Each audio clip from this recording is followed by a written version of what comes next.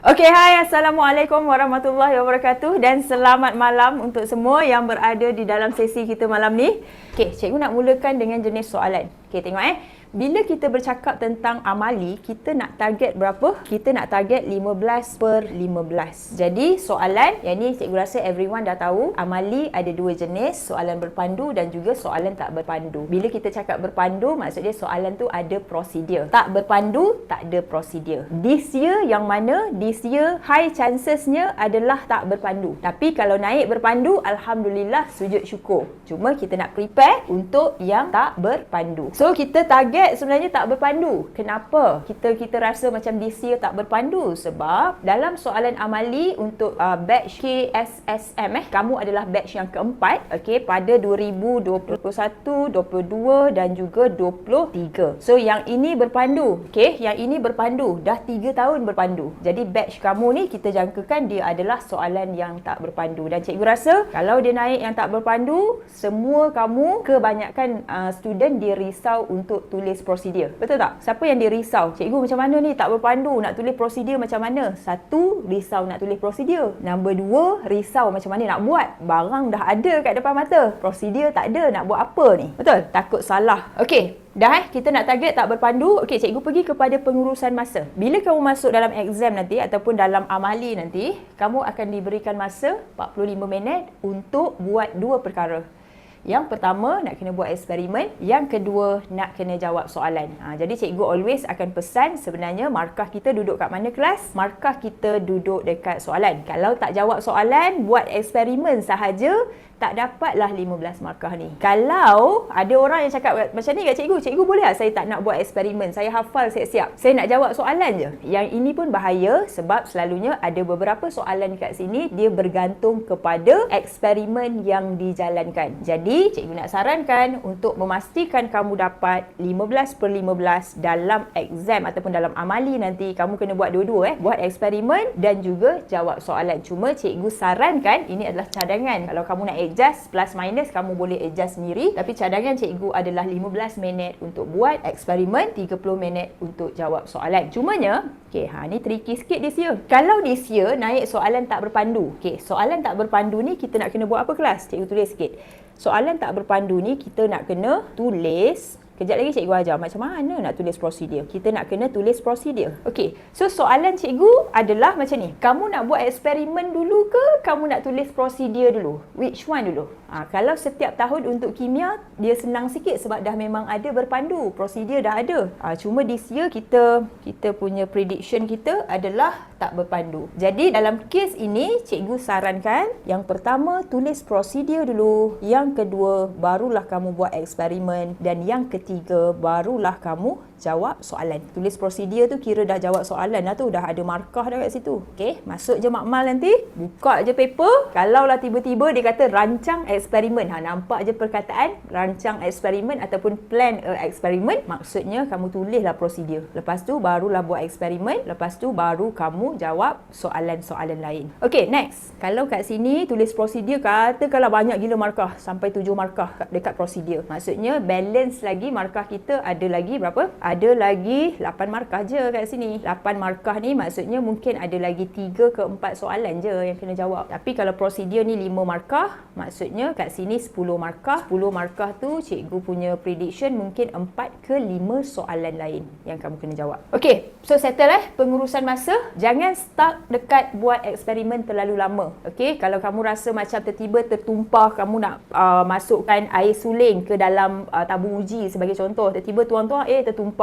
Tak apalah, repeat balik semula cepat-cepat. Jangan terlalu macam nak perfect sehingga kat sini buang masa. Okey? Alright, next. Cikgu nak pergi kepada 7 soalan famous. Bila kita bercakap tentang 15 markah kita duduk dekat mana kelas? 15 markah kita duduk dekat soalan. Okey, tapi kat sini dah ada prosedur. Dah ada markah kat sini untuk soalan tak berpandu. Okey, jadi soalan-soalan lain selalunya dia tanya apa? Okey, so cikgu start dengan kat sini lah. Cikgu conteng je ni. Okey, so cikgu pergi kepada 7 soalan famous. 7 soalan famous ataupun 7 soalan yang contribute kepada 15 markah. Okey, 7 soalan ataupun 15 markah cikgu pecahkan. Yang pertama dekat prosedur. Jadi kita nak kena belajar ni macam mana nak tulis prosedur. Okey, so sekejap lagi siapa yang tak biasa dengan formula ABC, kita akan belajar formula ABC yang mana A ni adalah action. Ayat-ayat action sebagai contoh, tambahkan, tuang, masukkan, ulang, record. Dalam bahasa Inggeris, add, filter ataupun apa lagi, measure, repeat, record. Ini adalah ayat-ayat action yang kita kena tulis. Kejap lagi cikgu bagi contoh. B ni adalah bahan dan C adalah container. Kejap lagi cikgu bagi contoh. Cikgu just tulis dulu container. Okay. Soalan prosedur kalau naik dia adalah soalan tak berpandu. Yang kedua, soalan suka tanya tentang variable ataupun pemboleh ubah. Okay, pemboleh ubah. Pemboleh ubah ada berapa kelas? Cuba komen kat cikgu. Pemboleh ubah ada berapa? Okey, ada 3 pemboleh ubah ataupun variable dalam bahasa Inggeris. Pemboleh ubah yang pertama adalah pemboleh ubah dimalarkan. Constant variable dimalarkan. Dimalarkan ni adalah pemboleh ubah yang sama. Cikgu bagi contoh. Kalau kita buat eksperimen, katakanlah cikgu ada 2 bahan. Okey, cikgu ambil satu contoh eksperimen Katakanlah cikgu buat eksperimen untuk menentukan, okey, cikgu pergi direct je lah Katalah kita buat eksperimen untuk menentukan keterlarutan garam. Okey, keterlarutan garam ataupun keterlarutan sebatian. Solubility. Cikgu buat macam ni. Soalan keterlarutan ni ada 2 jenis. Yang pertama adalah keterlarutan garam di dalam air dan satu lagi adalah kita nak menentukan keterlarutan sebatian ion dan juga sebatian kovalent.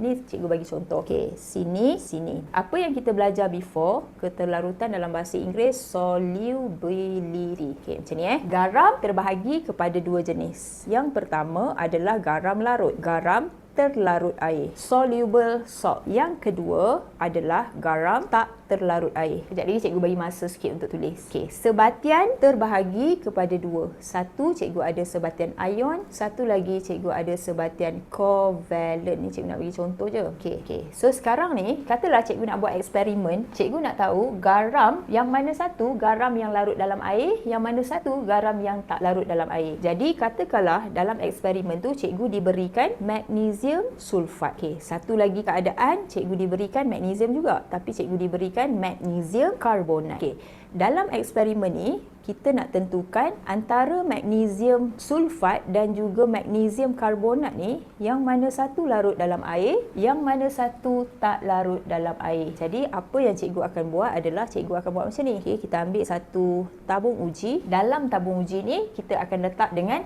air lah, iaitu air suling. So cikgu letaklah air suling kat sini. Okey, ni air suling Cikgu punya garam ni dia berada di dalam keadaan pepejal. Contoh pepejal. Pepejal magnesium sulfat dalam bentuk biji-biji So yang ini adalah pepejal magnesium karbonat. Okay, now cikgu nak tahu, kalau cikgu ada benda ni, bila masuk dalam air, dia larut ke dia tak larut?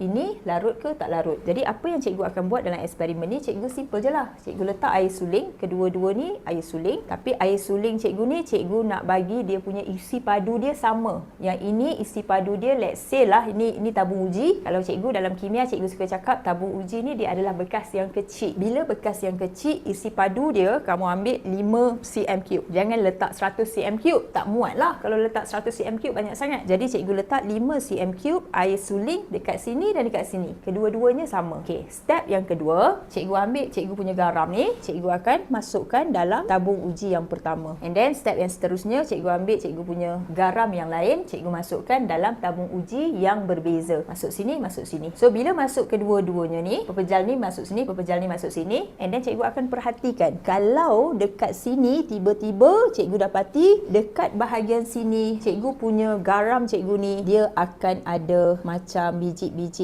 kat sini. Okey, dia akan ada biji-biji garam kat sini, menunjukkan bahawa magnesium karbonat sebenarnya dia adalah, cikgu buat colour pink Okey, so menunjukkan bahawa bila masuk sini benda tu ada, garam tu masih ada, menunjukkan sebenarnya garam magnesium karbonat ni sebenarnya garam yang tak larut dalam air, sementara yang ini garam yang larut dalam air. Boleh faham basic konsep yang ni boleh faham? Eksperimen simple nak uji garam larut ke tak larut dalam air. Kita diberi 2 jenis garam. Mungkin ada ada yang cakap kat cikgu, saya tak payah buat eksperimen pun saya dah tahu yang ini adalah garam larut sebab kita dah belajar dalam tajuk garam. Cikgu percaya dalam exam untuk amali selalunya dia tak bagi tahu benda Allah ni, dia tak bagi nama.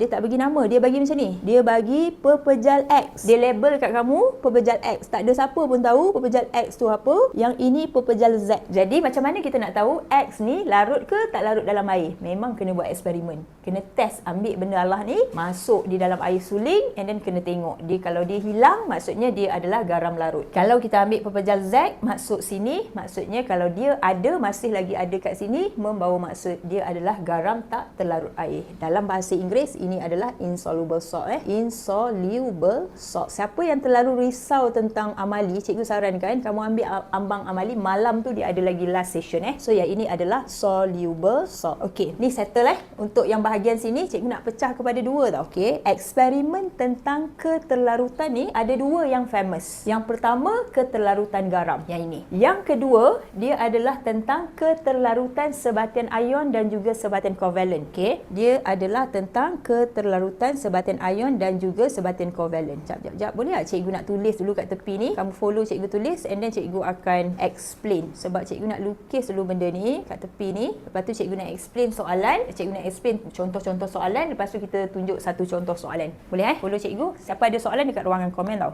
Okey, jom cikgu mulakan lagi sekali. Kalau prosedur kena guna simbol yang dia bagi ke nama garam terus? Kalau prosedur kena guna simbol yang dia bagi ke garam terus? Simbol yang dia bagi. Okey, katakanlah kamu diberi dikata serbuk X, serbuk Y, pepejal A.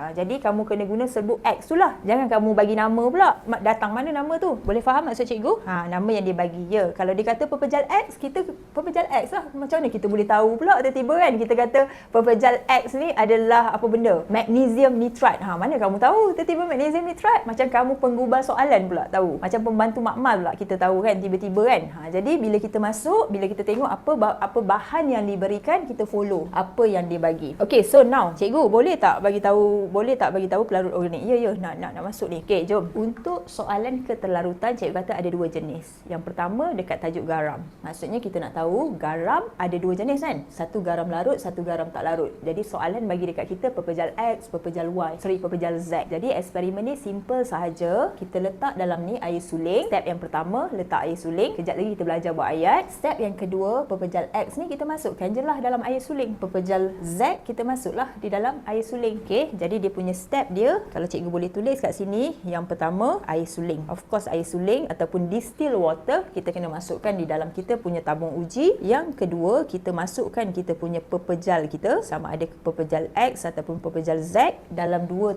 tabung uji yang berbeza. Lepas daripada tu kita goncang, tak goncang pun tak apa ni. Lepas daripada tu kita record pemerhatian. Cikgu tak tulis penuh lagi tau, cikgu nak bagi faham dulu dia punya step. Masukkan air suling, masukkan pepejal. Cikgu nak buat macam ni lah. Okey, katalah ada dua pepejal X dan juga Z. Step yang pertama, air suling masukkan dalam tabung uji. Step yang kedua, pepejal X masukkan di dalam tabung uji. Step yang ketiga, kita akan goncang. Bukan goncang macam ni dia macam tu je, sikit je. Ni tak goncang pun tak apa. And then step yang keempat, kita record pemerhatian. Dan step yang kelima, kita ulang eksperimen tersebut menggunakan pepejal Z. Boleh faham? Cikgu bagi step dulu. Jadi last kali kita dapat tahulah yang ini sebenarnya apa, yang ini sebenarnya apa. Settle untuk jenis garam. Soalan yang kedua, tengok ni, kita nak tentukan keterlarutan untuk sebatian ion dan juga sebatian kovalen. Okay, so now follow cikgu kat sini. Kita nak tentukan sebatian ion dan juga sebatian kovalen. Yang mana satu larut dalam air, yang mana satu larut dalam pelarut organik. Dan pelarut organik tu adalah apa benda? So kat sini cikgu explain. Simple je. Cikgu nak explain yang simplify punya simplify punya version. Bila kita cakap pasal sebatian ion ni adalah combination logam dan juga bukan logam. Cikgu bagi contoh. Kalau logam adalah apa? Cikgu bagi contoh zinc. Okay? Zinc combine dengan bukan logam. Bukan logam, let's say lah cikgu ambil chlorine. Okay? Ni logam, metal. Ini adalah non-metal. Klorin. So zinc ni charge dia 2+. Dalam chemistry 2+ dengan negatif 1. Nombor tak sama, kita kena cross nombor tu. Jadi formula 2 kat sini cikgu akan letak dekat Cl. Jadinya cikgu akan letak formula untuk zinc klorida adalah ZnCl2. Boleh 2 sini, cikgu bawa sini. Okey, so settle. Ini adalah sebatian ion. Okey, sebatian covalent adalah combination antara bukan logam dan bukan logam. Cikgu bagi contoh. Kalau orang tanya sebatian covalent tu apa? Sebatian covalent tu adalah ikatan covalent yang terbentuk antara atom bukan logam dan juga atom bukan logam. Okey, apa contoh dia? Kita ambil contoh dia adalah let's say lah cikgu ambil apa? Sebatian covalent. Sebatian covalent. Let's say lah cikgu ambil carbon. Okey, cikgu combinekan dengan klorin. Okey, carbon cikgu combinekan dengan klorin. Carbon ni kumpulan 14, dia bukan logam. Klorin ni kumpulan 17, dia bukan logam. Jadi bukan logam, non-metal combine with non-metal, dia akan menghasilkan satu sebatian covalent. Jadi formula untuk C combine dengan Cl, formula dia adalah CCl4. Yang ini adalah tetrachlorometana. Okey, dia macam ni. Okey, so now katakanlah ni contoh So katakanlah ini adalah tetrachlorometana, CCl4, tetrachlorometana ataupun yang selalunya kita dengar. Okey, ini kita belajar. Tapi kalau kat rumah kita yang selalu ada, cikgu bagi 2 contoh. Satu contoh yang kita belajar dalam buku, satu lagi contoh yang ada dekat rumah kita. Sebatian ion apa, sebatian covalent apa. Dan ini nama dia, jap cikgu letak satu-satu. Ini adalah zinc, Cl adalah klorida. Okey, kalau nak relate dekat rumah kita, cikgu percaya setiap rumah akan ada sebatian ion, iaitu apa? Garam yang rasa masin. Garam yang rasa masin tu formula dia adalah natrium klorida, sodium chloride. Ada tak rumah siapa yang tak ada garam ni? Dia tak makan garam? Ada? Ada? Mustahil kan? Alia cakap mustahil lah. Semua rumah akan ada ni kat rumah Okey, kalau sebatian covalent, apakah contoh kat rumah semua orang ada? Kadang-kadang tak ada juga, tapi kebanyakannya ada. Kebanyakan dia ada adalah naftalena. Naftalena ni dia adalah ubat gegat. Okey, so dia adalah sejenis sebatian covalent. Okey, so now bila kamu dah kenal sebatian ion dan juga sebatian covalent, kita nak test apa? Kita nak test sebatian ion ni kalau cikgu ada dalam bentuk pepejal. Cikgu ambil yang inilah garam. Ni bentuk pepejal. Ini pun sama, bentuk pepejal. Okey, dua-dua ni pepejal. Jadi cikgu nak test kedua-dua ni, kalau cikgu masukkan di dalam air, cikgu ada satu air suling, satu lagi cikgu ada pelarut organik. Organic solvent. Organic solvent tu kejap lagi akan ada orang tanya, contoh dia apa cikgu? Contoh dia adalah etanol. Contoh dia adalah apa lagi? Contoh dia adalah, cikgu tengok ramai yang komen, aseton. Contoh dia lagi adalah propanol. Semua alkohol lah. Selain daripada air suling, tu adalah pelarut organik. So now, apa yang kita nak buat eksperimen adalah cikgu nak test kalau cikgu ada sebatian ion ni, iaitu ni, kalau cikgu masukkan dalam air suling, dia larut ke dia tak larut? Masukkan dalam air, larut ke tak larut? Kalau cikgu masukkan dalam pelarut organik, dia larut ke tak larut? Itu benda yang cikgu nak test. Lepas tu cikgu ambil pula sebatian covalent, iaitu contoh dia adalah naftalena. Sama juga cikgu masukkan dia di dalam air suling. Cikgu nak tengok sebenarnya dia larut ke dia tak larut. Cikgu copy, cikgu paste kat sini. Okey, so sini pun sama. Copy, paste kat sini. Gitu. Boleh faham eksperimen yang kita nak buat ni? Macam tu. So cikgu ambil ni masuk sini. Larut ke tak larut? Kalau larut tu maksudnya dia tak ada apa-apa lah kat sini. Kalau tak larut tu maksudnya pepejal ni bila cikgu masuk di dalam pelarut organik, dia akan ada benda. Jadi kita tahu bahawa kita punya garam kita, conclusion, dia larut di dalam air tetapi dia tidak larut di dalam pelarut organik. Yang ini senang. Tak buat eksperimen pun kita dah tahu bahawa konsepnya adalah sebatian ion. Kat sini konsep sebatian ion, konsep dia akan larut di dalam air suling.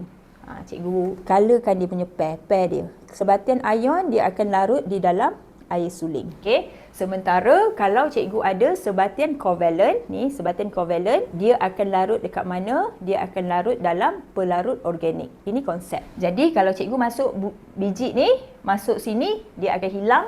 Biji ni cikgu masuk dekat pelarut organik, dia akan stay. Ini konsep. Okay. Tetapi dalam amali, soalan suka tanya macam mana? Macam cikgu cakap, kadang-kadang dia tak bagi tahu ini adalah garam kat rumah kita. Dia just cakap ini adalah pepejal X. Yang ini tak ada. Jadi kita kena test lah. Pepejal X ni kita masukkan kat sini, dia jadi apa? Pepejal X ni kita masukkan dalam pelarut organik ni, dia jadi apa? Sampai situ faham tak? Dia depends kat soalan. Cikgu tak tahu soalan naik apa. Okay, faham. Okay, so settle. So, hujung dia last kali macam tu cikgu boleh bagi. So, soalan solubility ada dua kemungkinan. Sama ada dia naik yang jenis garam, type of salt, ataupun satu lagi jenis sebatian, type of compound. So, now cikgu nak relatekan dengan pemboleh ubah. So kalau soalan pemboleh ubah ada 3 jenis. Yang pertama pemboleh ubah dimalarkan, yang kedua pemboleh ubah dimanipulasi, manipulate variable, manipulasi, yang ketiga pemboleh ubah bergerak balas. Okey, bergerak balas. Katakanlah pemboleh ubah dimalarkan. Apa yang sama kelas? Kita ambil contoh yang ini. Apa yang sama? Kalau kita buat eksperimen untuk menentukan garam larut ke garam tak larut, apa yang sama? Ni eksperimen 1, ni eksperimen 2. Yang sama adalah isi padu air suling. Eksperimen yang pertama kita guna 5 cm3, eksperimen yang kedua pun kita guna 5 cm3. Jadi dekat sini nanti kita akan tulislah pemboleh ubah yang sama adalah isi padu air suling. Pemboleh ubah dimanipulasi, apa yang berbeza pepejal X dan pepejal Z? Apa yang berbeza? Yang berbeza dia adalah jenis garam. Jadi kita jawab kat sini. Pemboleh ubah dimanipulasi adalah jenis garam. Kalau naik soalan yang ini, nak tentukan sebatian ion dan juga sebatian kovalen, kita akan cakap pemboleh ubah yang dimanipulasi ataupun manipulate variable, dia adalah jenis sebatian, type of compound. Boleh Okey. Jadi kalau cikgu boleh tanda kat sini adalah MV, manipulate variable. Manipulate variable. Okey, isi padu air ni dia adalah CV, constant variable. Benda yang sama, benda yang berbeza. Dan last kali, bila kita nak cakap pasal pemboleh ubah bergerak balas, pemboleh ubah bergerak balas ni adalah kita buat eksperimen ni, kita nak tahu apa? Apa result yang kita nak? Kita nak tentukan keterlarutan kita punya sebatian. Nak menentukan keterlarutan kita punya sebatian di dalam air. Nak menentukan keterlarutan kita punya garam di dalam air. Jadi yang ini dia akan jadi responding variable. Boleh Ini RV, ini MV, ini CV. Ini dalam bahasa Inggeris tau. Okey, soalan pemboleh ubah. Sampai situ jelas, kita ada 3 jenis pemboleh ubah. Selalunya pemboleh ubah ni memang masuklah dalam exam kan. Paracetamol dia. Okey, so settle. Soalan yang kedua settle soalan pemboleh ubah. Okey, soalan yang ketiga. Okey, soalan yang ketiga adalah soalan hipotesis. Hipotesis ni maksud dia jangkaan awal. Okey, maksud hipotesis adalah jangkaan awal. Jadi, untuk kedua-dua kes ni, kalau soalan kata nyatakan hipotesis bagi eksperimen ini. Jadi kamu jawab yang inilah. Kamu jawablah garam apa? Okey, sekejap Cikgu ambil yang inilah. Okey, apa dia punya hipotesis awal dia? Hipotesis awal dia adalah sebatian ion larut di dalam air tetapi tidak larut di dalam pelarut organik. Ataupun kalau jenis garam ni, dia bergantung kepada dia punya anion. Sebagai contoh, semua garam nitrat larut di dalam air. Sebagai contoh, kalau soalan bagi dekat kita, ini garam nitrat, ini garam karbonat. Jadi, hipotesis ataupun jangkaan awal kita, semua garam nitrat larut di dalam air. Boleh faham maksud cikgu macam tu? Faham tak? Garam ni, salt, kalau kita belajar dalam tajuk salt, okey, garam ada banyak jenis. Okey, yang pertama kita akan panggil garam nitrat. Okey, bila cikgu cakap pasal garam dia mesti combination antara positif dengan negatif. Positif ni adalah logam. Cikgu bagi contoh, kalau cikgu ada Pb2+, kalau cikgu ada Zn2+, kalau cikgu ada Mg2+.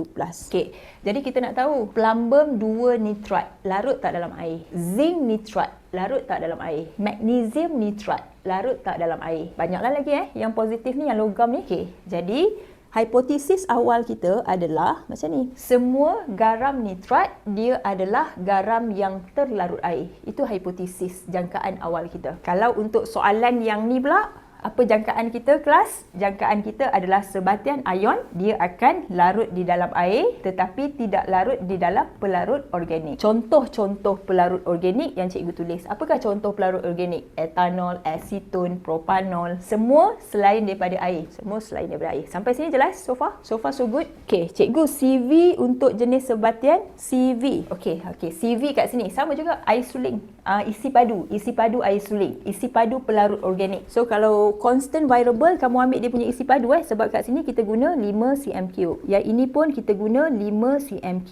Macam tu, isi padu yang sama. Prosedur pemboleh ubah hipotesis. Yang keempat, soalan yang keempat adalah pemerhatian. Okey, pemerhatian cikgu tak nak pergi deep sangat sebab pemerhatian untuk yang ini dia very simple, benda tu larut ke tak larut, itu saja. Kalau benda tu ada macam ni, nampak biji-biji ni, maksud dia tak larut. Kalau benda ni hilang macam ni, maksud dia larut. Kalau kita belajar untuk paper 2, untuk pemerhatian dia ada banyak Maksudnya perubahan warna, contoh larutan berwarna ungu bertukar menjadi tidak berwarna. Ataupun purple solution turns to colourless. Ini jenis-jenis pemerhatian. Cikgu tak nak go through dengan lebih detail. Yang kelima, cikgu terus nak pergi kepada inference. Inference ni maksud dia reason kepada pemerhatian. Yang ini pun sama, cikgu tak nak pergi detail. Cikgu terus nak pergi nombor 6. 6. Nombor 6 adalah soalan jadual ataupun record data. Record data. Okey, record data ni maksudnya kalau bila kita dah buat eksperimen ni pun cikgu tak nak pergi detail tau. Maksudnya bila kita dah buat eksperimen nanti kita record lah data kita. Okey, bila kamu record data, ni cikgu macam ni je tau. Bila kita record data, kita letaklah dia punya MV apa, RV apa. Nanti kita terus tengok dekat contoh soalan. Cikgu tak nak go through detail tau. Yang ni. Okey, cikgu terus nak pergi nombor 7. Nombor 7 soalan adalah DSO. Definisi secara operasi. Definisi secara operasi. Nak jawab soalan definisi secara operasi, masing-masing ikut formula. Kalau kamu dah ingat macam mana kamu nak jawab, follow je formula yang kamu guna. So, definisi secara operasi, formula dia adalah A O R. R ni tak perlu pun tak apa. A adalah action, O adalah observation ataupun pemerhatian. Kejap lagi cikgu ajar cara nak tulis. Pemerhatian. Settle? Ada 7 soalan. 8 cikgu tambah lagi satu soalan since kita ada soalan prosedur kat situ. Nombor 8 adalah graf. Kejap cikgu nak ingat balik soalan graf. Tahun yang pertama ada tak graf? Tahun pertama cikgu tak ingat ada graf ke tak ada graf. Tahun kedua ada graf. Tahun ketiga ada graf. Kamu cikgu tak tahu. Kamu batch yang keempat Amali. Tahun pertama tak ingat, cikgu tak ingat. Tahun kedua ada graf dan graf tu pelik. Dia memang tak ada dalam buku. Tapi kalau kita faham konsep boleh buat. Tahun ketiga, last year pun sama. Ada graf dan graf tu pun sama. Dia kalau faham konsep boleh jawab. Tapi dia bukan terlalu macam ada dalam buku. Kita selalu tengok graf tu tak. Tapi kalau faham konsep boleh jawab. Untuk kamu cikgu tak tahu. Okey, untuk kamu cikgu tak tahu. Mungkin ada, mungkin tak ada. Kalau ada, cikgu rasa graf tu adalah graf yang ada ke tak ada kot. Tapi tak apalah, kalau ada, cikgu rasa graf tu adalah graf yang kalau kamu faham konsep boleh jawab. Macam tu, dia bukan graf yang macam kita biasa tengok. Tapi cikgu rasa mungkin tak ada. Okey, tahun ni semua masuk cikgu kami batch tak bernasib baik. Cikgu semua graf dalam kimia freehand ke? Okey, semua freehand ke? Mostly freehand. Okey, cikgu buat sikit untuk graf ni. Okey, kalau graf, soalan suka tanya macam ni. Soalan graf ada 2 jenis. Yang pertama adalah soalan lakarkan. Lakarkan dalam bahasa Inggeris apa sketch. Soalan yang kedua adalah soalan plot. Plot lah dalam bahasa Inggeris. So soalan suka tanya macam ni. Lakarkan Y, dia tak cakap lah Y, tapi dia akan cakap lakarkan Y melawan X. Cikgu hilangkan Y dengan X ni. Soalan katakanlah dalam tajuk kadar tindak balas dia cakap lakarkan kepekatan. Okey, macam ni. Nampak tak? Kepekatan melawan masa. Tak kisahlah kat sini apa benda, kat sini apa benda. Cikgu suka ambil formulanya adalah Y melawan X. Kamu pegang konsep Y melawan X. Okey, apa benda perkataan yang datang sebelum perkataan melawan, dia mesti duduk dekat paksi Y. Cikgu letak plot kat atas. Apa benda perkataan yang datang sebelum perkataan melawan? Melawan ni bahasa Inggeris adalah versus. Dia mesti duduk dekat paksi Y. Paksi Y yang mana? Paksi Y yang menegak. Okey, paksi Y yang menegak macam ni. Sini adalah Y. Perkataan yang datang selepas melawan, yang ini mesti dekat paksi X. Sini mesti dekat paksi X. Setiap tahun akan ada benda ni dan orang akan confuse. Cikgu bagi contoh. Kalau cikgu kata, dengar baik-baik tahu, ujian pendengaran. Kalau cikgu kata, lakarkan masa melawan kadar tindak balas. Masa dekat paksi apa? Cuba komen. Lakarkan graf masa melawan KTB, kadar tindak balas ataupun rate of reaction. Masa berada dekat paksi Y. Ada setengah orang, kesilapan ramai student adalah dia suka hafal macam ni. Masa wajib paksi Y. Itu yang salah tu. Sebab kadang-kadang dalam exam dia akan cakap masa melawan something. Jadi masa ni duduk dekat Y. Jadi konsep yang kamu kena pegang adalah apa benda datang sebelum melawan ni dia mesti Y. Boleh faham maksud cikgu? Kalau cikgu kata kucing melawan ayam. Ayam dekat paksi apa? Kucing melawan ayam. Ayam dekat paksi X. Kalau cikgu kata pizza melawan nasi lemak. Nasi lemak dekat paksi apa? X. Kalau cikgu kata kopi melawan Milo. Kopi dekat paksi apa? Kopi dekat paksi Y. Okey, settle yang tu. Settle yang ni cikgu terus nak pergi kepada soalan. Cikgu bagi masa sekejap boleh? Lepas tu cikgu terus nak go through sedikit soalan. Andai kata dapat soalan macam ni. First nak buat apa? Apa nak kena buat dulu? Cikgu bagi sini dulu, silakan. Okey. So, cikgu baca soalan-soalan yang menjadi kerisauan kamu. Yang pertama, ada yang tanya cikgu macam mana nak tahu hipotesis. Hipotesis ni memang nak kena ingat konsep. Contoh, kalau kita tak tahu sebatian ion larut dalam air, tetapi tak larut dalam pelarut organik, kita tak boleh buatlah jangkaan awal. Okey, jadi untuk hipotesis ni memang kita nak kena tahu dahulu konsep. Dia tak ada dekat soalan bayang-bayang, tak ada. Untuk pemboleh ubah, yang ini selalunya ada dekat soalan. Ada dekat soalan. Next adalah cikgu terus jawab soalan-soalan and then ada yang tanya cikgu explain sekejap untuk pemerhatian dan juga inference. Pemerhatian inference cikgu terus jawab dekat soalan sekejap lagi. Sebab cikgu rasa pemerhatian ni dia ada banyak. Dia ada kadang-kadang kalau eksperimen redox, pemerhatian dia adalah jarum galvanometer tu dia akan terpesong. Kita nampak jarum terpesong. Tapi untuk this year bila kita buat analisis, kita lebih kepada soalan yang mungkin akan masuk, dia terdiri daripada kat sini. Okay, sama ada keterlarutan ataupun kekondaksian. Satu lagi kekondaksian. Tapi kamu akan dapat the whole tips ni adalah pada hari Isnin malam. Selalunya dia macam tu. Lagi dekat dengan exam tu dia lagi tepat. Kekondaksian elektrik. Okey. Maksudnya kita nak tahu, okey, kalau soalan, kejap saya cikgu buat macam ni. Ni nombor 1, ni nombor 2. Okey. Cikgu buatlah nombor 3. Kita kena predict semua benda. Nombor 3 adalah takat lebur, takat didih. Melting point and boiling point. Maksud cikgu macam ni. Kamu fokus kat sini tau. Kalau dia naik sebatian ion dan juga sebatian kovalent, kita nak buat eksperimen untuk kita mengkaji sifat fizik bagi sebatian ion dan juga sebatian kovalent. So sifat fizik untuk sebatian ion dan juga sebatian kovalent ada 3. Sifat fizik yang pertama, keterlarutan di dalam air. Kita nak tahu ni larut ke tak larut dalam air. Yang ini larut ke tak larut dalam air. Okey, itu sifat fizik yang pertama untuk sebatian ion dan juga sebatian kovalent. Sifat fizik yang kedua adalah kekondaksian dalam elektrik. Maksudnya kat sini, kalau kekondaksian dalam elektrik, selalunya dia akan bagi mentol. Kalau dalam exam kamu nanti, dalam amali tak diberikan mentol, okey, kita nak prepare mungkin dekat atas soalan berdasarkan eksperimen. Tak ada pun nak kena mentol ke apa benda. Tapi risaunya soalan bawah dia bagi yang ini. Tak perlu buat eksperimen tapi kena jawab soalan. Macam tu Okey, jadi konsep yang kita nak kena tahu adalah sebatian ion ni dia boleh tak mengalirkan arus elektrik? Ramainya jawab boleh. So maksudnya kalau ada sebatian ion, kalau ada mentol, dia ada setup dia, nanti cikgu tunjuk. Sebatian ion berjumpa dengan mentol, mentol akan menyala. Jadi cikgu letak je lah kat sini gambar mentol. Kamu jangan risau tau, yang ini kalau masuk, mungkin dia masuk dekat soalan bawah yang ada markah, tak perlu buat eksperimen. Sebab kalau kamu nak kena buat eksperimen banyak sangat, dah lah nak kena tulis prosedur. Lepas tu buat eksperimen pula panjang, nak jawab soalan lagi, tak sempat. Masa 45 minit sahaja. Okey, tapi kalau kena jawab soalan, sebatian ion, mentol menyala. Kalau sebatian kovalent, terbaliklah, mentol tak menyala. Gitu. So, yang ketiga, sifat fizik bagi dalam bahasa Inggeris apa physical properties bagi sebatian ion dan juga sebatian kovalent. Kita nak tahu dia punya takat lebur dengan takat didih. Untuk sebatian ion, takat lebur, takat didih dia tinggi ke rendah? Takat lebur tu maksudnya kalaulah cikgu ada garam. Lepas tu cikgu letak api, cikgu panaskan atas dapur. So cikgu kena buka api yang slow ke api yang besar baru dia lebur, baru dia cair. Jadi cuba jawab cikgu. Takat lebur untuk sebatian ion tinggi ke rendah? Okey, takat lebur TL, takat didih TD. Jadi konsep cikgu tulis kat sini, takat lebur tinggi. Okey, sebatian ion takat lebur dia tinggi. Maksudnya kalau nak bagi dia melebur tu kena buka api kuat. Tetapi kalau sebatian kovalent, takat lebur dia adalah rendah. Contoh gula. Siapa kat sini pernah masak puding caramel? Kamu nak buat caramel. Okey, so caramel, macam mana nak buat caramel? Kita akan ambil gula kan, gula yang putih tu kan. Kita ambil gula, letak dalam periuk, lepas tu buka api, tak letak air. Betul kan? Tak letak air. Letak air ke tak? Tak letak air lah. Nampak sangat tak masuk dapur. Tak sempat masuk dapur. Asyik mengajar je. Okey.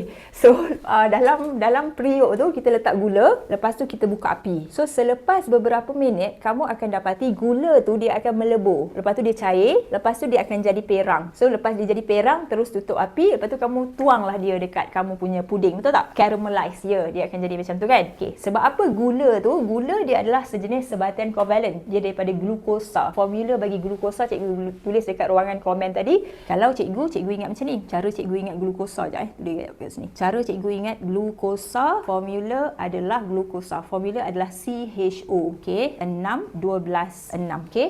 Glukosa 6 12 6. Okey. So, glukosa ni, kalau kamu tengok glukosa. Karbon bukan logam, hidrogen bukan logam, oksigen bukan logam. Jadinya dia ni sejenis sebatian apa kelas? Sebatian kovalent. Jadi sebatian kovalent dia mempunyai takat takat lebuh dan juga takat didih yang rendah. Okey, jadi cikgu tulis kat mana tadi?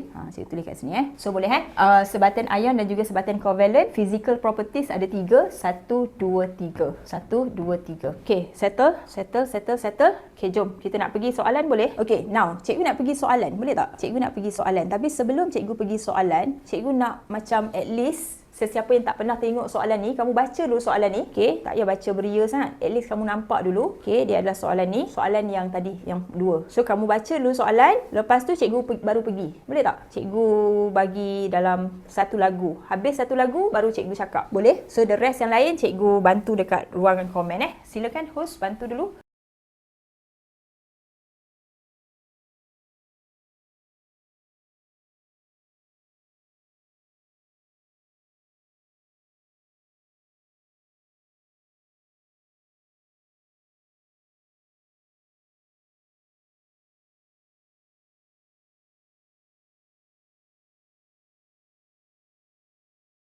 Belum. Okey.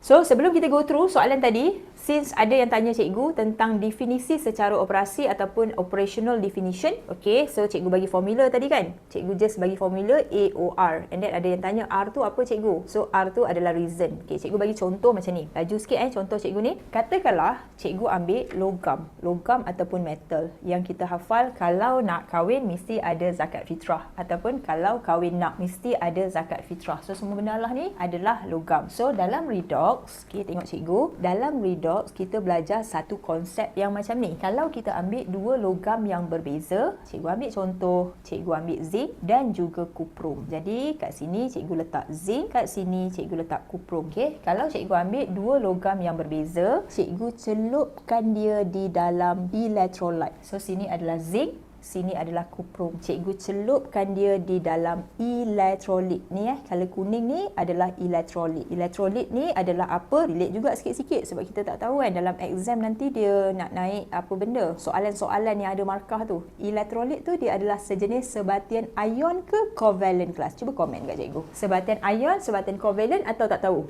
Elektrolit dia ada 3 yang boleh jadi elektrolit. Yang pertama adalah asid. Kalau kita letak dekat sini asid hidroklorik boleh jadi elektrolit. Yang kedua adalah alkali. Kalau cikgu letak larutan natrium hidroksida boleh jadi elektrolit. Yang ketiga, kalau cikgu letak sebatian ion dalam keadaan leburan, molten. Leburan dalam bahasa Inggeris adalah molten. Alamak. Okey, molten ataupun larutan. Larutan adalah aqueous, dalam keadaan aqueous Okey. Okey, aqueous. Okey, kalau cikgu letak sebatian ion ni dalam keadaan leburan ataupun aqueous, dia ni sebatian ion ni dia boleh jadi elektrolit. Okey. So now, apa yang cikgu akan buat adalah cikgu ambil dua logam yang berbeza, cikgu celupkan di dalam elektrolit. Sebenarnya arus elektrik dah mengalir dekat sini. Tapi arus elektrik mengalir tu macam mana? Arus elektrik mengalir tu maksudnya kita kena ada 1 liter yang lengkap. Jadi cikgu akan sambungkan dekat sini dengan wire. Jadi kalau kamu perhatikan dekat sini sebenarnya dah ada 1 liter yang lengkap. Dalam bulatan biru yang cikgu letak ni sebenarnya dah ada arus. Kalau cikgu pegang kat sini, maksudnya tangan cikgu dah kena short elektrik. Sebab apa? Sebab dua logam yang berbeza dicelupkan di dalam elektrolit, arus elektrik akan mengalir. Sampai situ jelas konsep dia? Cikgu tulis kat sini, sini zinc, sini kuprum. Konsep yang pertama, bila kita ada dua logam yang berbeza dicelupkan di dalam elektrolit, arus elektrik akan mengalir. Ini nombor 3. Kalau cikgu pegang kat sini, cikgu akan terkena short elektrik. Kalau tak nak pegang, kita letaklah lampu kat sini. Bila kita letak lampu, lampu dekat sini akan menyala. Jadi let's say lah cikgu letak lampu cikgu letak mentol. So bila cikgu letak mentol kat sini, mentol menyala. Mentol menyala. Okay, nampak kan? Okay, so now, dalam eksperimen ni, dua logam berbeza, cikgu celup dalam elektrolit, mentol akan menyala. Okay, dengar baik-baik, cikgu nak tanya soalan. Bila cikgu buat eksperimen ni, apakah pemerhatian yang dapat diperhatikan? Cuba komenkan cikgu. Kalau cikgu ambil dua logam yang berbeza, cikgu celup dalam ni, apakah pemerhatian yang dapat diperhatikan? What is the observation that can be observed? pemerhatian. Pemerhatian kita apa kelas? Pemerhatian maksudnya apa yang kita nampak dari segi eksperimen ni. Kita tak nampak arus mengalir apa semua, tak nampak. Yang kita nampak adalah yang inilah, mentol menyala. Jadi cikgu akan letak dekat sini, pemerhatian adalah mentol menyala. Sampai situ faham? Kalau faham belanja love sikit. Ni dalam tajuk redox ni. Sambil-sambil tiba-tiba kamu dah belajar redox kan. Redox ni tak susah sangat tau. Cuma dia kena ada cara untuk belajar. Faham Okey, soalan cikgu. Kenapa mentol ni menyala? Apa reason? Cuba beritahu. Mentol menyala kerana ada arus yang mengalir. Betul? Jadi cikgu akan tulis reason kepada mentol menyala adalah arus mengalir. Sampai situ boleh faham? Sebab ada arus mengalir sebab apa? Sebab ada ion-ion yang bebas bergerak. Ion-ion yang bebas bergerak ni dekat mana? Bergeras pula dah. Bergerak. Okey. Elektrolit kan cikgu kata, elektrolit ni dia adalah sejenis sebatian ion dalam keadaan leburan dan juga aqueous. Sebatian ion dalam keadaan leburan dan aqueous, dia mengandungi ion-ion yang bergerak bebas. Jadinya, bila ada ion-ion yang bergerak bebas, arus mengalir, mentol pun menyala. Okey, sampai sini jelas Sini adalah pemerhatian, sini adalah reason. Dalam amali, reason ni dia tak akan tanya reason, dia akan tanya inference. Kalau soalan yang pertama untuk amali kalau paper 2 dia tanya reason, terangkan pemerhatian itu. Dia macam tu. Tapi kalau amali dia akan tanya macam ni, nyatakan pemerhatian daripada eksperimen ini. Kita pun tulis saja jawapan. Soalan yang seterusnya dia kata nyatakan inference bagi eksperimen itu. Jadi inference tu maksud dia apa? Reason kepada pemerhatian. Kalau pemerhatian kita kata mentol menyala, reason dia kenapa? Arus mengalir kerana mempunyai ion-ion yang bebas bergerak. So settle. Bila kita nak bercakap tentang definisi secara operasi. Okey, cikgu nak cakap definisi secara operasi. Macam mana nak buat definisi secara operasi? A ni adalah action. Apa action yang kita buat adalah, cikgu dua logam yang berbeza Apa action yang cikgu akan buat adalah cikgu akan ambil dua logam yang berbeza, cikgu celupkan di dalam elektrolit. Ibarat dia macam ni cikgu celup di dalam elektrolit. Jadi ayat action cikgu akan tulis macam ni. Zinc dan kuprum, elektrod zinc dan elektrod kuprum dicelup di dalam elektrolit ataupun larutan elektrolit kita, katakanlah larutan kuprum 2 sulfat. Kuprum 2 sulfat ni adalah elektrolit Boleh faham Action cikgu ambil zinc dan kuprum dicelupkan di dalam larutan kuprum 2 sulfat. Okey, apa observation yang cikgu akan nampak? Mentol akan menyala. Reason dia sebab arus mengalir. Sampai situ jelas? Ini mentol nyala. Jangan tulis macam ni tau lah exam. Mentol nyala, reason dia adalah apa tadi? Arus mengalir. Arus mengalir. Jadi, bila cikgu nak buat definisi secara operasi, semua benda ni cikgu combine. Apabila zinc dan kuprum dicelupkan di dalam larutan kuprum 2 sulfat, mentol akan menyala menunjukkan arus mengalir. Itulah definisi secara operasi. Tapi kita tambahlah sikit. Apabila zinc dan kuprum dicelupkan di dalam larutan kuprum 2 sulfat dalam keadaan lita yang lengkap. Mungkin boleh buat nak tambah lita tu lengkap. Jadi mentol menyala menunjukkan arus mengalir. Boleh faham maksud cikgu? Formula definisi secara operasi, kita buat ayat action. Apakah action yang kita buat? Lepas tu apa yang kita nampak? Apa reason dia? Dalam exam selalunya dia buat dua benda ni je, action dan juga observation. Reason ni tak perlu pun tak apa, tapi cikgu saja je reason ni. Reason ni cikgu suka A or R. Boleh faham sampai situ? Kalau untuk soalan ni pula, nampak soalan ni? Kalau soalan ni, let's say lah kat dalam ni cikgu letak leburan magnesium nitrate. Contoh soalan cikgu, cuba komen. Mentol ni menyala ke tak menyala? Kalau dalam ni cikgu letak leburan magnesium nitrate, mentol menyala tak menyala? Kamu tengok kat sini. Kamu tengok yang tepi ni cikgu explain dengan yang kat sini. Soalan cikgu, kalaulah cikgu letak sebatian ion leburan magnesium nitrate, mentol menyala ke tak menyala? Jawapan dia tengok kat sini. Elektrolit adalah apa? Mentol akan menyala kalau dekat sini elektrolit. Siapa yang elektrolit? Elektrolit adalah sebatian ion dalam keadaan leburan dan juga dalam keadaan aqueous. Jadi, bila cikgu letak, boleh tak cikgu buat macam ni? Kejap Bila cikgu letak magnesium nitrate membawa maksud mentol akan menyala. Dalam soalan cikgu bagi macam ni possibility. Ada 3 possibility.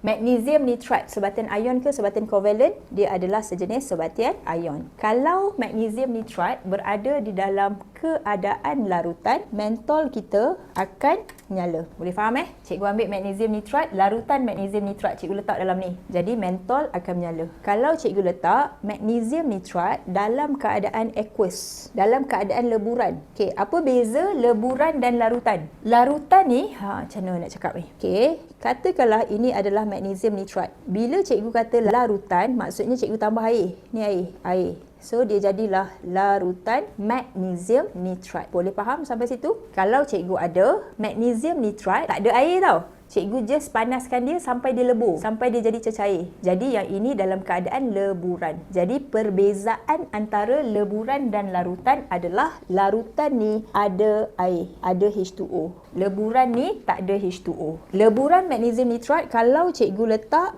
mentol, cuba komen menyala ke tak menyala kelas? Yes, dia akan menyala. Yang ketiga, magnesium nitrat kalau cikgu ada dalam keadaan pepejal. Biji-biji magnesium nitrat ni cikgu letak dekat sini. Mentol sebenarnya menyala ke tak menyala? Cuba komen dekat cikgu. Yes, mentol sebenarnya tak menyala. Sampai sini jelas konsep yang ada? Jelas tak konsep yang ada? Sebab apa menyala? Sebab ada ion-ion yang bebas bergerak. Free moving ion. Sama Yang ini sebab apa menyala? Free moving ion. Yang ini sebab apa menyala? Free moving ion. Yang ini sebab apa tak menyala? Sebab dia tak ada free moving ion. Ion-ion yang bergerak bebas. Sampai sini jelas? Cikgu menjawab soalan definisi secara operasi dan juga kalau soalan tanya tentang sifat fizik iaitu kekondaksian. Kekondaksian dekat elektrik bagi sebatian ion. What is pepejal? Okey, what is pepejal? Okey, jom kita pergi. Pepejal is solid. Leburan is molten. Larutan is solution. Okey, jom kita tengok soalan last Okey, jom kita bayangkan kita semua dah nak masuk eksperimen ni. Okey, pertama sekali kamu masuk dalam exam, kamu dapat benda Allah ni, betul? Bila kamu dapat benda Allah ni, kamu buat dulu senarai semak. Kamu cek dulu kat depan mata kamu tu ada tak benda Allah ni. Kalau dia kata serbuk P, kamu cek dekat meja kamu tu ada tak label serbuk P. Kalau ada, kamu tik. Kalau tak ada, kamu pangkahlah. Pangkah, angkat tangan. Okey, angkat tangan, tanya pengawas peperiksaan. Okey, andai kata, cikgu selalu cakap macam ni. Andai kata tiba-tiba muncul barang ataupun radas yang kamu tak kenal. Macam kamu pun tak tahu benda tu apa benda. Kamu angkat tangan, kamu cakap kamu tak dapat. Okey, jadi nanti pengawas peperiksaan dia akan tengoklah, bantulah apa yang patut. So, step yang pertama bila kamu cek benda ni, selalunya dia tak start lagi masa tu. Ni tak, kita belum bermula, kita baru nak cek ada tak barang-barang kita nak buat eksperimen ni ada ke tak ada. Jadi jangan lupa untuk tik semua ni ada. Okey, masa diperuntukkan 45 minit. 45 minit kita belum bermula. Bila dah settle yang ini, okey, masa kita dah nak bermula ni kita ada 45 minit. Okey, bayangkan dah start. Okey, pengawas peperiksaan kata semua calon dah boleh memulakan eksperimen masing-masing dan juga boleh buka kertas. Kan? Kamu pun buka kertas. Buka, tiba-tiba dia dapat nampak macam ni. So, bila kamu nampak macam ni, kamu tengok dulu. Bila kamu nampak je, tengok-tengok dia cakap apa? Rancang eksperimen. Sudah. Ini adalah soalan tak berpandu. Okey. So, bila soalan tak berpandu, cikgu kata apa? Cikgu kata yang pertama, kamu kena buat dulu prosedur. First, kita tahu kita nak kena buat prosedur. So, nombor 2, dah buat prosedur, baru buat eksperimen. So, now kita baca. Dia nak buat apa? Kamu baca kat sini. Soalan dia kata, menjalankan eksperimen untuk mengkaji perbezaan sifat sebatian ion dan sebatian kovalen. Kamu nak mengkaji keterlarutan ataupun solubility. Maksudnya, kita nak tahu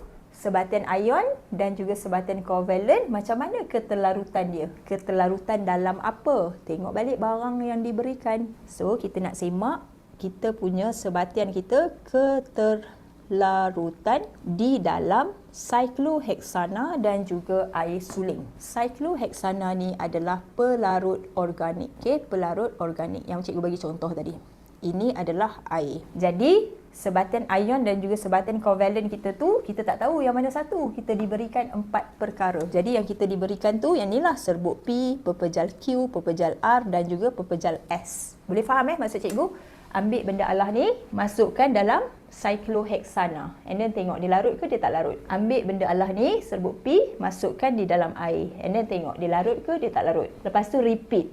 Ambil benda Allah ni, masuk dalam sini, tengok larut tak larut. Ambil benda Allah ni, masuk, tengok larut tak larut. Boleh bayang tak eksperimen tu? Jadi sebenarnya kalau kita buat eksperimen kelas, serbuk P ni kita kena masukkan dalam pelarut organik dan juga dalam test tube. Tabung uji. Ada berapa tabung uji? Untuk serbuk P je dah ada 2 tabung uji. Okey, serbuk P dah ada 2 tabung uji. Kalau pepejal Q, lagi 2 tabung uji. Pepejal R, lagi 2 tabung uji. Serbuk S, lagi 2 tabung uji. Macam itulah. Jadi nanti dalam amali, kalau soalan yang begini, maksudnya kamu akan diberikan macam rak tu. Kan, rak yang tabung uji tu, kamu letak ada 8. Kalau 8 lah. Kalau 6, 6. Kalau 4, 4. Okey. Eksperimen ni dapat bayang tak nak buat apa? Okey, dapat kan? Okey. So, okey, bila nak buat ayat, okey, ni kan tabung uji. Okey, ni tabung uji sebab since cikgu dah bagi formula tadi kan. Okey, ni tabung uji. Okey, step yang pertama, katakanlah kita nak masukkan apa dulu? Katalah cikgu masukkan air suling dulu. Ni air ni air suling Okey, so benda ni nama dia tabung uji. Kan cikgu kata tadi nak tulis ayat, kita ada formula A, B, C. Okey, A ni adalah ayat action. Cuba bagi tahu apakah satu ayat action yang cikgu nak buat. Air suling ni cikgu nak macam ni. Apa ayat action yang sesuai? Masuk, tuang, tambah. Nampak? Bekas kosong jangan guna tambah. Bekas ni tak ada apa-apa, jangan guna tambah. Unless dalam bekas ni dah ada something, dah ada pepejal, baru guna tambah. Jadi cikgu suka ayat yang masuklah. A ni cikgu kata masukkan. Cikgu buat dalam bahasa Melayu, jadi cikgu buat bahasa Inggeris. So ayat A adalah action. Kamu fahamkan konsep ni, nanti dalam paper tu untuk 100 markah pun kamu boleh guna. Okey? So ayat A masukkan. Kita nak masukkan apa? B, nama bahan. B ni adalah nama bahan. Nama bahan kita adalah air suling. B, nama bahan. Air suling. Okey, C ni adalah container. Container dalam bahasa kimianya adalah radas. Okey. So kita masukkan dalam tabung uji. Nanti tulis elok sini. Jangan tulis macam cikgu tahu, tulis ayat penuh. Jadi ayat yang pertama ni adalah masukkan air suling ke dalam tabung uji. A, B, C. A, B, C. Okey, dalam kimia cikgu suka macam ni.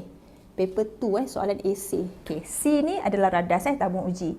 Dalam chemistry cikgu suka pecahkan radas ni terbahagi pada 2. Yang pertama, radas yang besar. Okey, cikgu buat macam ni. Yang pertama bekas besar. Simple je, bekas besar. Yang kedua bekas kecil. Bekas besar tu contoh dia apa? Kalau kita ada bikar, bekas besar. Kalau kita ada kelalang volumetrik, bekas besar. Kalau kita ada kelalang kun, ini pun bekas besar. Bekas kecil selalunya tabung uji. Ataupun satu lagi tabung didih. Test tube dengan boiling tube. Apa beza test tube? Tabung uji, cuba teka. Apa beza tabung uji dengan tabung didih? Boiling tube dengan test tube. Tabung uji tak boleh panaskan. Tabung didih kita boleh buka api kot atas pula kot bawah. Kalau tabung uji tak boleh. Jadi untuk eksperimen yang tak perlu guna api, kita akan guna tabung uji. Jadi bila kita nak tulis ayat kelas, kalau bekas kita tu bekas kecil, maksudnya kita punya isi padu yang kita akan gunakan, isi padu dia adalah antara 2 hingga 5 cm3. Kalau bekas besar, kamu boleh ambil 25 ataupun cikgu suka ambil 50. 25 pun boleh. 25 cm3, 50 cm3 ataupun 100 cm3. V ni isi padu Jadi cikgu akan tengok kat sini. Disebabkan bekas cikgu adalah tabung uji, berapakah isi padu yang cikgu nak ambil kat sini kelas? Tabung uji bekas kecil. Jadi cikgu akan ambil isi padu dia antara 2 hingga 5, pilih 1. Jadi cikgu suka 5, cikgu letak sini 5 cm3. Yang ni wajib. Jadi buatlah ayat elok-elok. Ayat yang pertama, masukkan 5 cm3 air suling ke dalam tabung uji. Kat sini masuk air suling. So bila dah masuk air suling dalam bekas ni, step yang kedua, barulah kita masuk serbuk kita tadi. Tambahkan, kamu buatlah ayat. Tambahkan setengah spatula serbuk S ke dalam tabung uji. Tengoklah. Okay. And then number 3, kita record pemerhatian. Lepas tu ayat yang nombor 4, cikgu ulang langkah 1 hingga langkah 3 menggunakan cyclohexana untuk menggantikan air suling. Okey, dan ayat yang kelima, cikgu akan ulang langkah 1 hingga 4 menggunakan serbuk yang lain. Serbuk apa tadi? Menggunakan serbuk S, pepejal P dan pepejal Q. Pepejal R dan juga pepejal Q. Okey. Step yang pertama, cikgu masukkan air suling. Step yang kedua, cikgu masukkan serbuk P dalam air suling. Lepas tu cikgu record. So, step yang ini boleh faham tak? 1, 2, 3. 1, 2, 3. Kita test serbuk P baru guna air suling je. Tapi kita nak tahu serbuk P ni dia larut tak dalam air suling, dia larut tak dalam pelarut organik. Pelarut organik kat sini. So, bila cikgu dah settle dengan serbuk P, ni serbuk P, kan kita diberikan 4 benda. Ni cikgu eksperimen langkah 1, langkah 2, langkah 1, langkah 2, langkah 3, langkah 4 baru untuk serbuk P. Kita settle baru serbuk P. Jadi, eksperimen yang kelima ni kita akan ulang guna pepejal Q, pepejal R dan juga serbuk S. Jadi ayat dia nampak tak? Cikgu just ulang langkah 1 hingga 4 dengan menggunakan serbuk S, pepejal R, pepejal Q untuk menggantikan serbuk P. Jangan tulis macam cikgu, kena tulis ayat penuh. Waktu bila nak kena tulis 30.0 cm3? Kan, kita kadang-kadang kita risau ni. 30 cm3. Nak tulis macam ni ke macam ni? Okey, dalam prosedur tulis macam ni. Dalam prosedur tulis macam ni. Tak payah tulis macam ni. Yang macam ni kena tulis dalam mana? Dalam jadual. Okey, kalau kita ada jadual. Okey, jadual syarat dia kan kena buat yang konsisten. Contoh kalau kamu ada 30.0, 43.7, 54.1, dia kena sama. Titik perpuluhan semua kena macam ni. Ini dalam jadual. Dalam jadual. Tapi kalau dalam ayat biasa-biasa tu dia biasa je. Tak payah nak buat titik-titik. Hipotesis jangkaan awal kelas. Apa jangkaan awal? Sebatian ion larut di dalam air. Manakala, cikgu tak tulis penuh tau.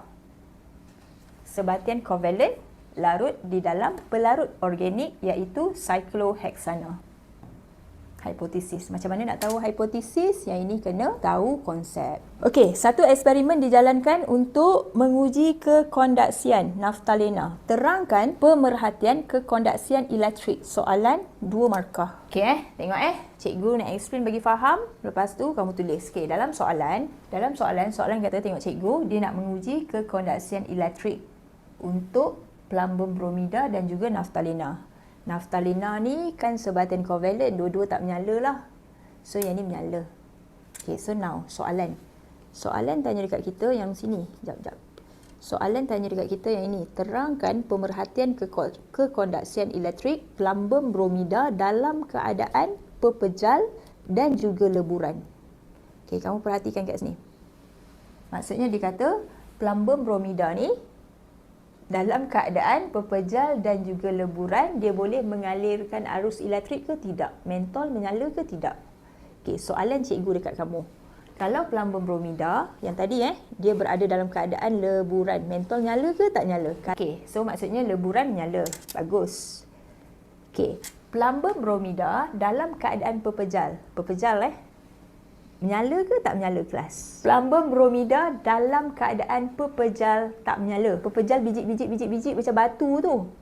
Jadi arus elektrik tak boleh menyala. Yang menyala kat sini. Okay, so now ayat kita yang menyala kat sini. So ayat kita akan cakap macam ni. Cikgu tulis nombor. Dalam keadaan leburan, plumbum bromida boleh mengkondaksikan arus elektrik dan mentol menyala kerana dia mempunyai ion-ion yang bebas bergerak. Itu ayat yang pertama. Dalam keadaan leburan, plumbum bromida dapat mengkonduksikan arus elektrik dan mentol menyala kerana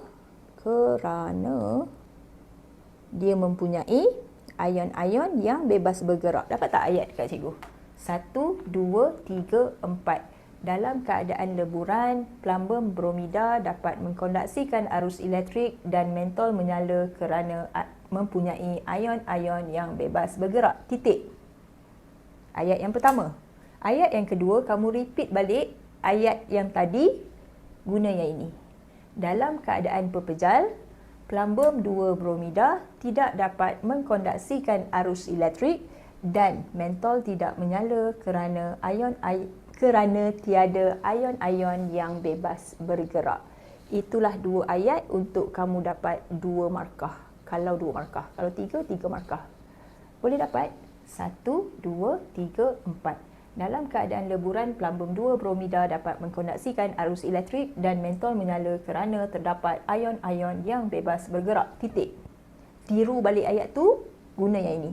Dalam keadaan pepejal, plumbum 2 bromida tidak dapat mengkonduksikan arus elektrik menyebabkan mentol tidak menyala kerana tiada ion-ion bebas bergerak. Itulah jawapan dia.